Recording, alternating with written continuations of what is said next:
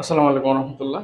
সম্মানিত দর্শক, রায়পুর উপজেলা প্রশাসন পাবলিক লাইব্রেরি এটার আজকে পরিদর্শন করতে আসলাম। হ্যাঁ, এটার অবস্থা দেখতেছি।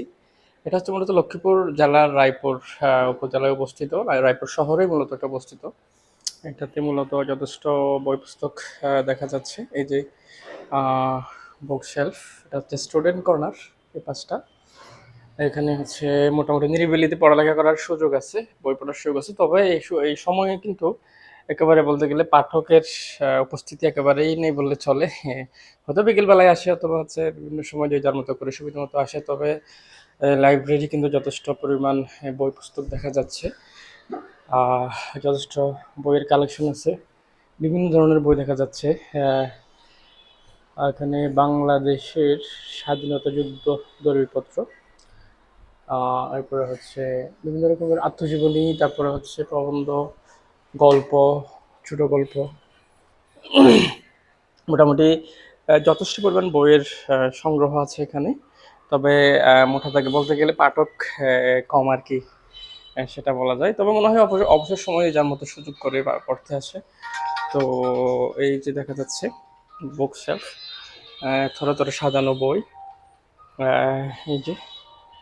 তবে এখানে এটা হচ্ছে গল্পের, এরপর এটা হচ্ছে ছোট গল্পের, এরপর এটা হচ্ছে কবিতা। এই যে লেখা আছে এখানে কোন সেলফে কিরকম বই আছে, এগুলো সব কিছু উল্লেখ করা আছে। যেমন এটা হচ্ছে নাটক, নাটক সম্পর্কিত যে বইগুলো সেগুলোতেই থাকে। এরপর যদি আমি দেখাই, সেটা হচ্ছে এটা ওয়াশরুম, পড়ার টেবিল, এটাও হচ্ছে পড়ার টেবিল। এই পাশটাতে দেখা যাচ্ছে হচ্ছে গল্প, গল্পের বইগুলো মূলত এখানে আছে, এই যে থাকে থাকে সাজানো। আর এরপরে এই পাশটা একটু দেখি, এখানে হচ্ছে মূলত আহ, এটা হচ্ছে মূলত সিরিজ। যেমন এখানে হচ্ছে অত্যন্ত গুরুত্বপূর্ণ কিছু বাংলা দেশ জাতীয় জ্ঞানকোষের হচ্ছে বাংলাপিডিয়া। হ্যাঁ, এটাও কিন্তু খুবই হচ্ছে ঐতিহাসিক দলিল, বাংলাপিডিয়া। এখানেও সব কিছু প্রায় সবকটি খণ্ড এখানে আছে। এরপর হচ্ছে সৈয়দ মুজতবা আলীর রচনাবলী দেখা যাচ্ছে।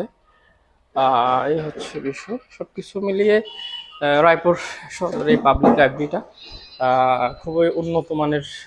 তাদের পরিবেশ এবং হচ্ছে তাদের লোকেশনটাও কিন্তু খুবই প্রপারে পড়ছে।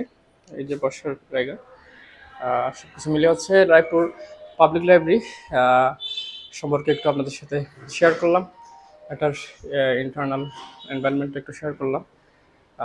সে হচ্ছে বিষয়। আজকে পর্যন্ত ভালো থাকবেন। আসসালামু আলাইকুম রহমতুল্লাহ।